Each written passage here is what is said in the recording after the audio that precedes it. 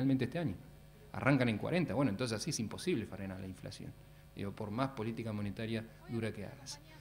Veremos cómo ocurre eso. Nosotros creemos que ahí hay un punto en el cual el gobierno podría llegar en la medida que mantenga la calma cambiaria, a hacer que haya una recuperación del salario real en el margen. Algo de esto lo hemos visto ya en la asignación universal por hijo, que fue aumento del 46, todo junto en marzo. En este gráfico lo que yo estoy mostrando ahí es que el poder adquisitivo, el salario real, que había llegado a 100 en agosto de 2017, un nivel parecido al del 2015, cayó y mucho a 85. Es decir, si con un salario podía comprar 100 unidades de algo, ahora puedo comprar 85. Así cerró una caída fenomenal de más de 15 puntos el salario real. La pregunta es si se va a lograr en el margen una mini recuperación de cara a las elecciones. Y este es el mejor escenario posible, en que la inflación, después del ajuste de tarifas, después de los últimos resabios del traslado de la devaluación del año pasado a precios, a partir sobre todo de mayo, junio, empieza a ubicarse más cerca del 2 que del 3%. Y ahí, si las nuevas paritarias hacen que los aumentos salariales sean interesantes, ahí puede lograr un efecto, una ilusión monetaria si quieren, o que los salarios mejoren un poco, pero obviamente esto es un efecto de muy corto plazo, porque el problema son las empresas. ¿Cómo hacen las empresas a pagar esos salarios del sector privado en condiciones tan duras como las que están atravesando, ¿no? En las que están suspendiendo personal, tienen problemas para pagar las deudas financieras, etc., ¿no? Este es el gran desafío. Si se mantiene la estabilidad cambiaria, en el mejor de los casos el gobierno puede decir, bueno, por lo menos el salario real en el margen empieza a recuperar. Si es que eso alcanza, no lo sé.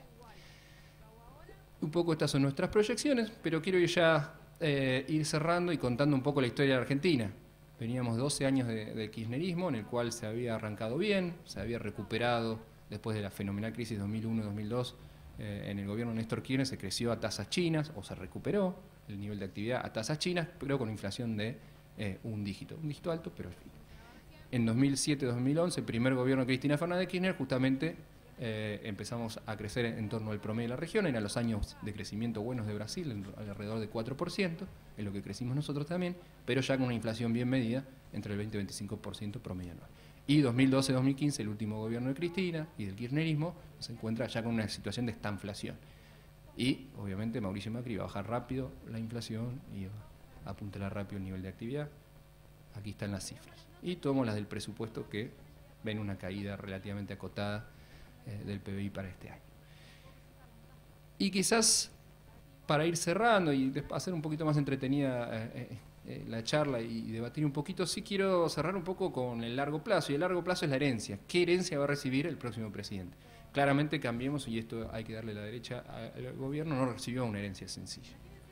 Pero tampoco vamos a ver que se descargó mucho de los problemas. Por ejemplo, en déficit fiscal, el déficit primario que dejó el gobierno de Cristina Fernández de Kirchner era alto, alrededor de 4 puntos del producto, pero la carga de intereses era baja. Es cierto, también teníamos el conflicto con los holdouts, no pagábamos algunos intereses, pero la cuenta de intereses era menos de 2 puntos del producto.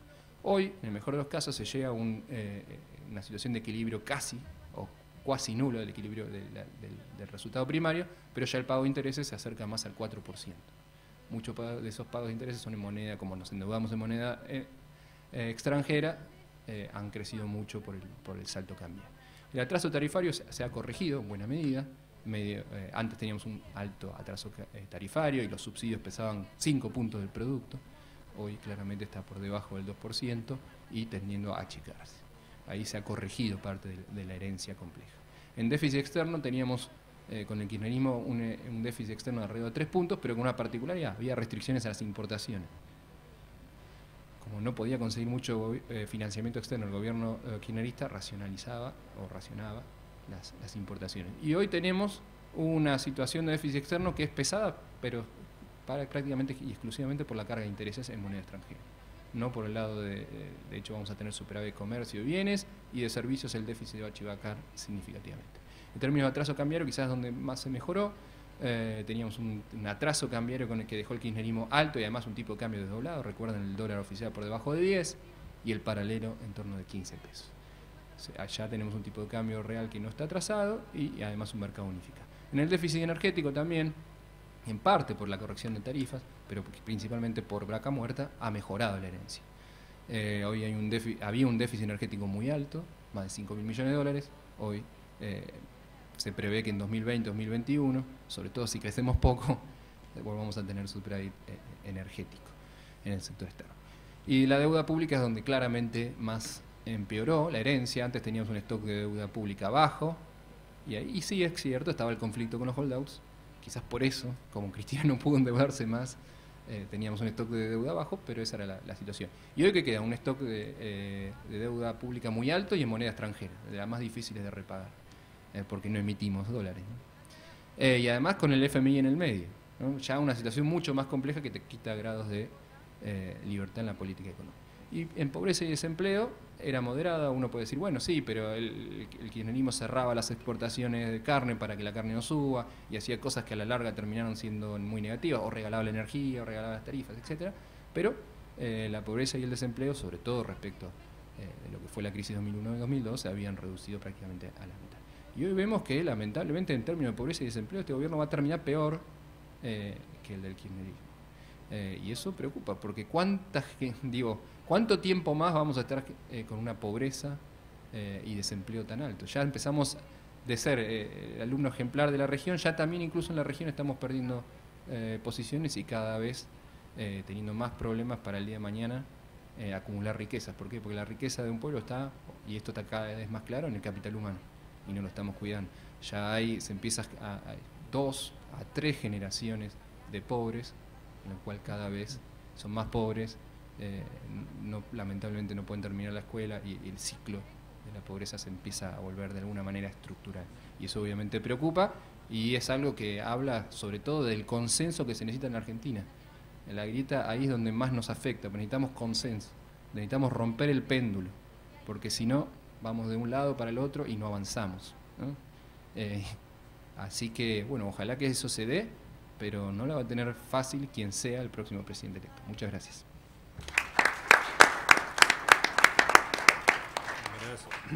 Gracias, Lorenzo.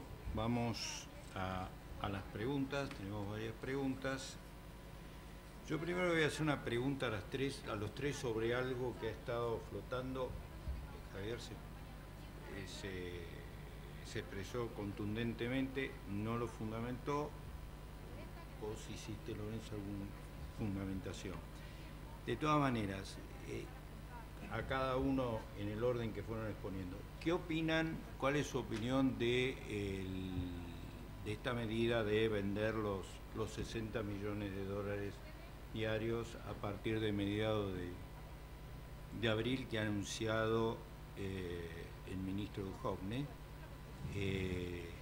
teniendo en cuenta que en teoría, cuando uno mira el informe que presentó el gobierno, el propio Duhovne, a los inversores, allá por los primeros días de este año, 2019, había un cuadrito en donde estaban las necesidades de financiamiento por monedas y vos veías que en pesos faltaban, suponiendo el famoso 50% más o menos de renovación de las LETES, estaban faltando 8.000 y pico millones de pesos, en pesos, estaban los dólares, que más o menos tienen que ver con estos 9.800, ¿no? O sea, ahí hay un punto sujeto a que las LETES se renueven en pesos hasta el 50%. Bueno, pero como instrumento ahora aparentemente de contención cambiaria, ¿qué les parece a cada uno? Ok, entonces empezá vos con... A ver, claramente lo que vaya a ocurrir este año va a depender de evitar la volatilidad o de que haya volatilidad en tipo de cambio. Y los instrumentos que tiene el Banco Central son vender dólares a futuro o intervenir con tasa de interés, que estoy de acuerdo con lo que planteaba Javier, que hay un momento que la tasa de interés no sirve, digamos, para que la gente se quede en pesos, porque no me paga la expectativa de depreciación de tipo de cambio. Y lo otro que tengo son los dólares del Tesoro. Si uno se fija qué pasó las últimas semanas, el Banco Central no puede vender dólares, vendió algo de futuro y subió tasa. El Tesoro no podía vender y el sector privado desapareció del mercado. Entonces, cuando no tengo nadie que me ofrezca dólares, rápidamente cualquier operación me hace saltar el tipo de cambio. En esa línea, creo que el Tesoro tiene la necesidad de pesos y en pos de bajarle volatilidad al tipo de cambio, y dado que no se lo puede hacer de una manera más discrecional, que sería lo ideal, creo que preanunciar ventas diarias, que lo único que puede hacer, no puede hacer otra cosa, va en la dirección de bajarle volatilidad. Yo creo que todo lo que se está haciendo es tratarle de bajarle volatilidad, sujeto a los instrumentos que tienen tanto el Tesoro como el Banco Central para intervenir en el mercado de cambio. No hay mucho más que hacer. Y de nuevo, creo que los tres estamos de acuerdo, creo que hay que impedir la volatilidad del tipo de cambio. Entonces creo que se están utilizando las herramientas disponibles. Estoy de acuerdo que a ver, para bajarle la volatilidad del tipo de cambio hacen falta dos cosas. Uno, la convicción de los hacedores de política económica, creo que la tienen. Y lo otro, la coordinación. Y la coordinación es Banco Central y Tesoro, y también entra el Fondo Monetario, de cómo y cuándo se venden esos dólares. Y bueno, se lo va vendiendo como se puede de acuerdo al acuerdo, ¿no? Bueno, sí, a ver, claramente yo la contradicción que veo, que quise marcar, es que vos por un lado tenés un programa que te deja un margen de volatilidad importante, y por otro lado después salís a anunciar algo como para tratar de bajarla, que está, a ver, el programa este es de soporte presupuestario. Se pueden financiar gastos en pesos con dólares en la medida que uno no consiga los pesos de otra manera. Si no, es empeora todavía más el perfil del endeudamiento. Lo que suponía el programa que te daba esos 8.000 millones de dólares es una tasa de refinanciación del 46% exactamente. Hasta el momento, la tasa de refinanciación de los pesos ha sido más alta que eso. Inclusive hay casi 2.000 millones de dólares equivalente en pesos que vencen el año que viene, con lo cual la necesidad de afrontar gastos en pesos con esos dólares sería hasta menor. Y después hay otro tema más. El resultado fiscal tiene mucha estacionalidad, sobre todo diciembre es el mes donde mayor requerimientos tenés. Entonces la verdad que el gobierno debería, si tuviera esas necesidades de cubrir pesos con dólares, que no es recomendable, pero ante una necesidad es mejor por ahí, antes de incumplir un contrato, afrontarlo. Pero yo esa necesidad la visualizo claramente en el segundo semestre, no en el segundo trimestre. Entonces ahí es donde yo no entiendo. De nuevo, me parece que están saliéndose de la esencia del programa. Ese es el problema. Pero bueno, hoy la verdad a mí me sorprendió bastante. Quiero ver con mayor profundidad el staff y que siguen hablando de la sustentabilidad de la deuda, cómo la siguen viendo y demás. Hola. Pero hoy claramente... En el F explicaba las causas de la variación del efectivo. Favorablemente esa medida. Yo creo que Está bien ahí porque no quiero que Jorgito me rete después. Yo lo veía que era un blef al principio, me parece que es una medida... A través de las actividades operativas de financiación y de inversión. Que es peligrosa. Entonces, la simplificación me permite exponerlas en una No sola tengo mucho dimensión. más que sumar un poco de lo que ya comenté, quizás con algún mayor detalle. Sí me preocupa el futuro. ¿De dónde van a salir los dólares para el próximo gobierno? Desde ya piensen ustedes que hay que devolverle, en teoría, al FMI entre 2022 y 2023 un poco más de 45.000 millones de dólares que nos prestó. Creo que ahí no hay mucho margen, se va a tratar de posponer para el próximo presidente electo. Algo en lo que los argentinos somos bastante buenos. Y sí, creo que ahí veo un gobierno que está tratando de hacer lo que puede y que la última, o lo que no quieren ceder en última instancia es, bueno, un poco más de tasa, un poco más de recesión o una salida de la recesión mucho más lenta, pero lo que quieren llegar es a las elecciones con la calma cambiaria. Lo que pasa es que una cosa es querer y otra es poder, ¿no? Y el gran problema de este acuerdo es el que les decía, 60 millones diarios, cuando uno ve el monto total realmente dice, bueno, son más de casi 10.000 millones de dólares, que es un montón obviamente, pero en el día a día cuando las papas quemen lo sigo viendo todavía acotado. De hecho, ya tenemos una experiencia de esto. Recuerden que entre mediados de junio del año pasado y mediados de agosto el Tesoro vendía alrededor de 100 millones de dólares diarios. En ese periodo, antes del salto cambiario duro de fines de agosto, igualmente había subido 20%. Lo cual veremos, y esa es la pregunta del millón, porque las chances de Cambiemos, si no logra la estabilidad cambiaria, que es el objetivo de mínima que hoy necesitan, se van a ver muy comprometidas. La cual está calculado y expresarlo o directamente borrar o no considerar esa remediación que una pregunta que uno haría estas normas y ajustar en mi rol de moderador. Origen ¿Y qué va a hacer el Tesoro con los pesos que obtenga hasta que los tenga que aplicar? La pregunta tuya. Va a colocar, supongo que los colocará en plazo fijo en el Banco Nación. El Banco Nación el ILIC. Y mientras tanto el Banco Nación te pagará un interés que irá a sumar los recursos.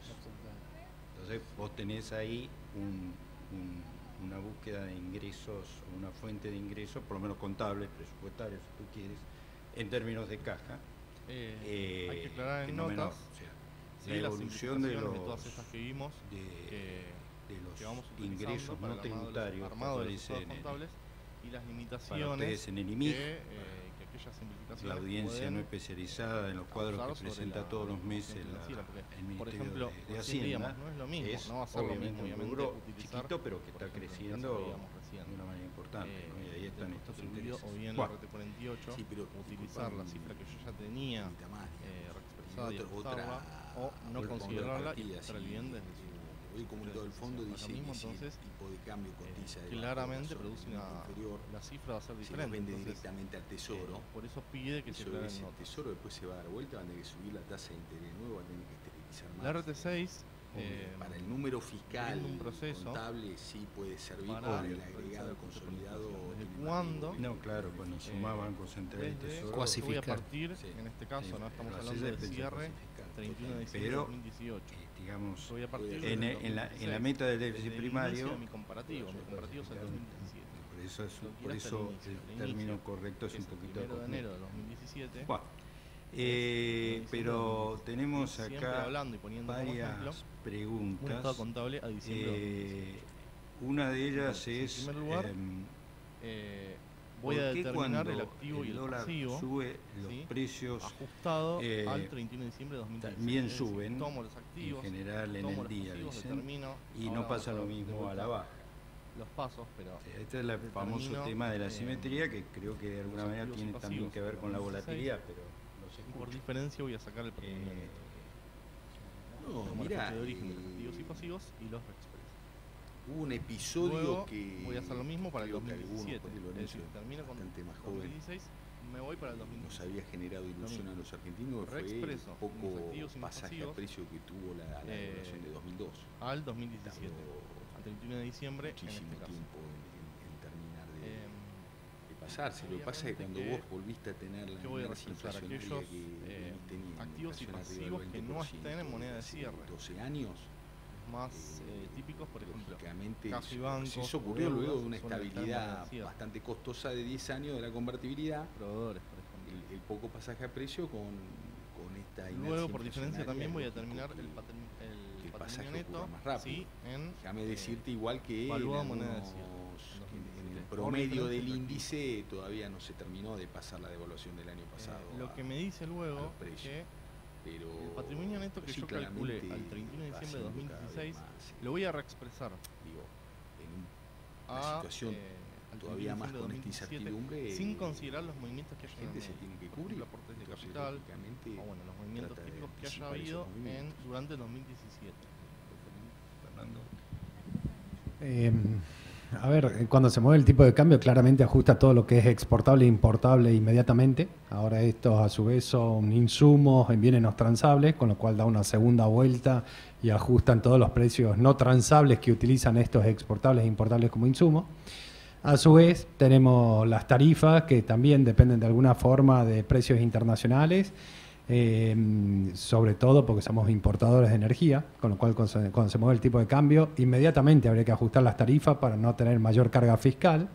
Y como los ajustes no son inmediatos y vienen rezagados, estos se van haciendo, digamos, periódicamente, pero también cuando subo la tarifa me vuelve a generar una segunda ronda. ¿Por qué? Porque todo lo que es tarifa, luz, gas, electricidad, transporte, todo, me pega en otros costos. Entonces, digamos, este es el problema que estamos dando vuelta en la economía, con una particularidad adicional en Argentina, que después de 70 años de estafa periódica al tenedor de peso, todos utilizamos el dólar como unidad de cuenta y todos tratamos de no perder poder de compra en términos de dólares, pensamos en términos de dólares. Entonces, todo el tiempo estamos tratando de recomponer nuestro ingreso en dólares. Bueno, esto lo que va generando son rondas de ajuste. lo que termina ajustando finalmente con una recesión como la fue del 2002, digamos, cuando uno explica por qué no pasó tanto a precio la devaluación del 2002, porque, a ver, había 25% de desempleo, 25% de subempleo, 30% de capacidad ociosa, con lo cual, digamos, el pasaje a precio era bastante más difícil que en la situación actual, ¿no? Pero sí, a ver, todo esto de pensar en términos de dólares, la expectativa y la evolución que va teniendo los segundos impactos en tipo de cambio, claramente van haciendo que los precios vayan ajustando de manera gradual. Creo que el índice no salta del índice de precios, la inflación no ajusta de un día para el otro toda la devaluación, sino que va siendo gradual a medida que la demanda lo permite, con lo cual, si en el mientras tanto hay alguna apreciación transitoria, los precios no van a la baja porque todavía no tienen incorporada toda la devaluación. Y al final del día, la expectativa en Argentina, dado los niveles de inflación, es que siempre el tipo de cambio nominal vaya para arriba. Entonces, cuando hay una leve apreciación, nadie piensa que esa apreciación es permanente, sino que es un impasse hasta el próximo salto, con lo cual no ajusto los precios a la baja, siempre que la demanda me lo permita. Y sumo dos comentarios. Uno con lo que pasó con el precio de la carne. El precio de la carne Liniers el año pasado había subido 40%. El ciclo ganadero tiene sus tiempos y así como las tarifas se ajustan semestralmente, el precio de la carne terminó saltando, diría, desde el primer shock inicial del salto del cambiario casi un año después.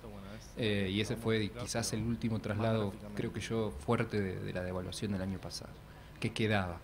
Pero obviamente en un bien como la carne, un bien salario, que tiene un impacto muy duro en la canasta básica, alimenticia, etcétera, y que claramente va a complicar las paritarias, ¿no? Y el otro punto es lo que ya de alguna manera dijo Javier, de la inercia, y nuevamente retomo la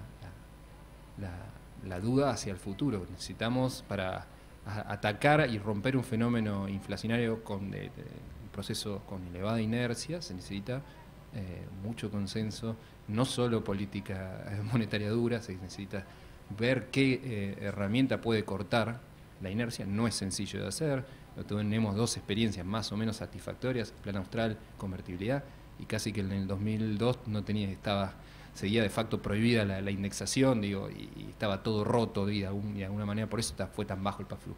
Pero hacia adelante esa es la duda, ¿cómo vamos a hacer eso? Y lo peor es que la respuesta depende también de la política, de los consensos que se puedan generar a los gremios. Bueno, paremos de la pelota, porque si ahora este año los gremios quieren aumentar 45% el salario porque el año pasado la inflación fue de 48%, seguimos con lo mismo y no se frena. Entonces ahí va a haber que trabajar mucho y es algo que me preocupa para el futuro. Gracias, Lorenzo. Bueno, una pregunta de corte más financiero, monetario. ¿Por qué, si las LEBAC eran una bomba de tiempo, las LELIQ no lo son? Sí, yo creo que la gran diferencia es que el banco no se puede dar vuelta con la LELIQ, es decir, no renovársela, tomar esos pesos y dolarizarse, porque hay restricciones, particularmente que se pusieron desde el Banco Central, y yo lo veo más que el problema son los plazos fijos, y de hecho las LELIQ son el espejo del plazo fijo. Una persona pone un plazo fijo, ¿qué hace el banco con esa liquidez? Que tiene que pagar una tasa de interés elevada, 50%. Bueno, la descarga en el Banco Central, que le da una tasa de 60%. Ahí está el negocio del banco.